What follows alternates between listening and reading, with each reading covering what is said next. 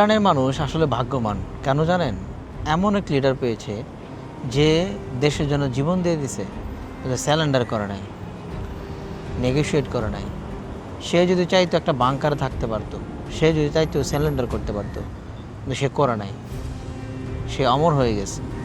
আর দেশের মানুষ একটা শিক্ষা পাইছে, সেটা কি জানেন? জীবন দিব তবে দেশ দিব না, জীবন দিব তবে ইমান দিব না। মোরে পুরা দেশকে সে জাগ্রত করে গেছে। সে যদি বেঁচে থাকতো, বাংকারে পালিয়ে থাকতো আর দেশের মানুষ মরতো, সেটা কোনোদিন ঠিক হতো না।